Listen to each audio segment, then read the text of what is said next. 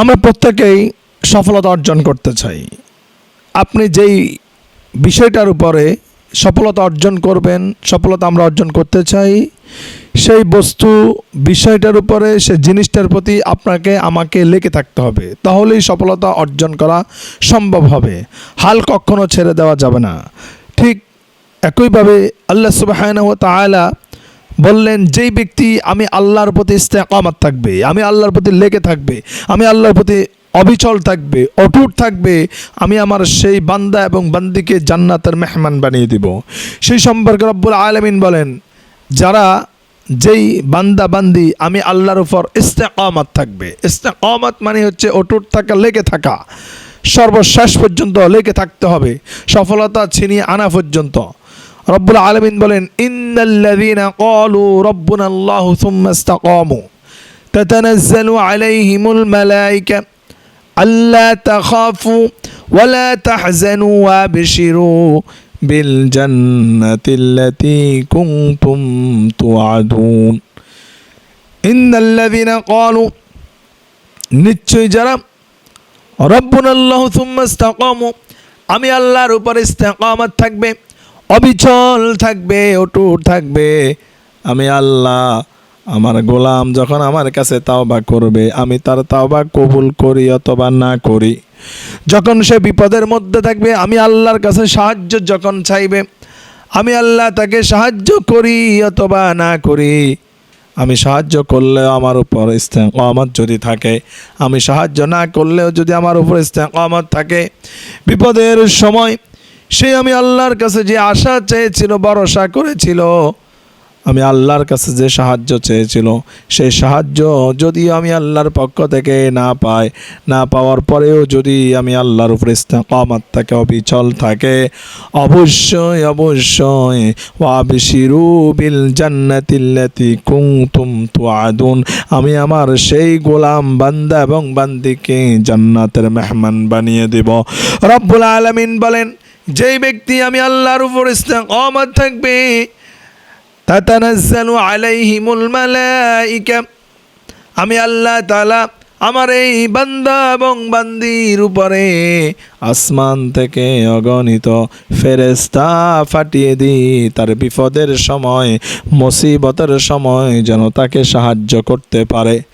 এই পৃথিবীর মধ্যে সবচাইতে সত্য, সর্বশ্রেষ্ঠ, আমাদের জীবনের মধ্যে মুসিবত, একটা মুসিবত, সব চাইতে শ্রেষ্ঠ মুসিবত, কঠিন মুসিবত, কঠিন বিপদ, আর সেই মুসিবত বিপদটার নাম হচ্ছে কুল্লু নাফসিন যায়িকাতুল মাউত। যখন কোনো ব্যক্তি মৃত্যুর মুখোমুখি হয়ে যায়, মুমূর্ষু অবস্থায় হয়ে যায়, দুনিয়ার কোনো ব্যক্তি তার কাছে আসে না, তার সাহায্যে আসে না, তখন তার কাছে একাকিত্ব মনে হয়। তার এই যে কষ্টের কথা, মালাকুল মাউতকে দেখার পরে তার যে কষ্ট, তার যে জ্বালা, তার যে যন্ত্রণা, তার যে অভিজ্ঞতা, এই কষ্ট, এই জ্বালা যন্ত্রণা দুনিয়ার কারো কাছে শেয়ার করার মতো সুযোগ থাকে না। ওই মুহূর্তে সে তার ভাষা দিয়ে কাউকে বুঝাতে পারে না, এবং কি কারো কথাও সে বুঝতে পারে না।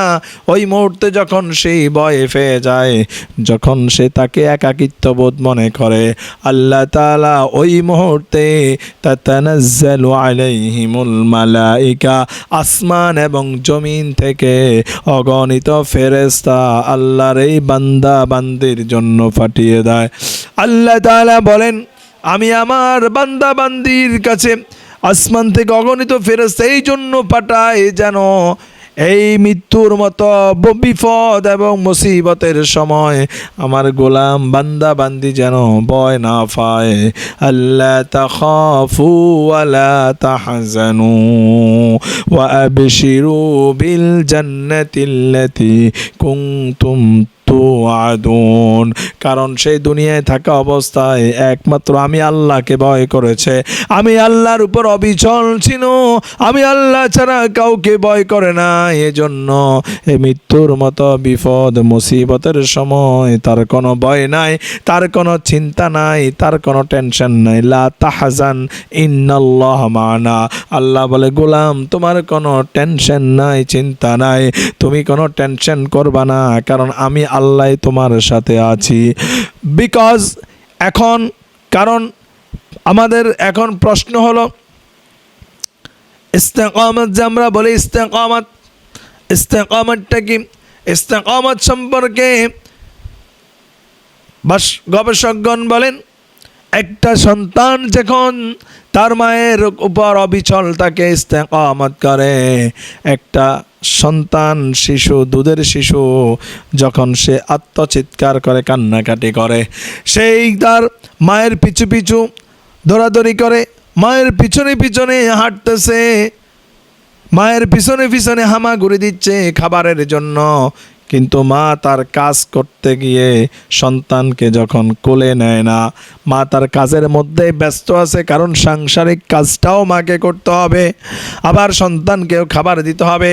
মা যখন সাংসারিক কাজে একটু ব্যস্ত হয়ে যায়, যখন সন্তানকে মা কোলে তুলে নেয় না, কিন্তু সন্তান মায়ের পিছনে পিছনে হামাগুড়ি দিতে থাকে, সন্তান মায়ের পিছনে পিছনে হাঁটতে থাকে, দৌড়াতে থাকে, কান্না করতে থাকে। এই মা সন্তানকে অবহেলা করলেও সন্তান যখন চিন্তা করে এই মুহূর্তে আমার মা ছাড়া আমার আর কোনো গতি নাই, আমার আর কোনো ভরসা নাই, আমার আর কেউ নাই, আমার মাই আমার আপন, আমার মাই আমার সব, সন্তান মায়ের পিছু ছাড়ে না, সন্তান মায়ের উপরে যেভাবে ইস্তেকামত থাকে, অবিচল থাকে, লেগেই থাকে। সর্বশেষ মা সন্তানের এই অবস্থা দেখে মা তার হাতের কাজগুলোকে ছেড়ে দিয়ে সন্তানটাকে কোলে নেয়, সন্তানটাকে বুকে তুলে নেয়, এরপরে সন্তানের কান্না থামিয়ে দেয়, সন্তান ক্ষুধার্ত হলে সন্তানকে খাবার দেয়।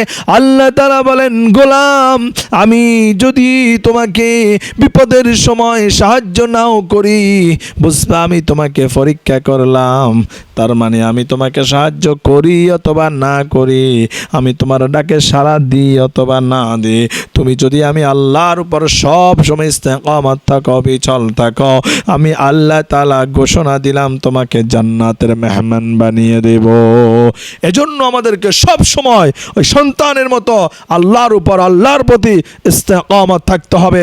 এই যে রমজান মাসটা আমরা ইবাদত করতেছি, রমজান মাস চলে যাওয়ার পরেই যদি আমরা ইবাদত ছেড়ে দিই, তাহলে এটা কিন্তু আল্লাহর উপর ইস্তেকামত থাকা হবে না।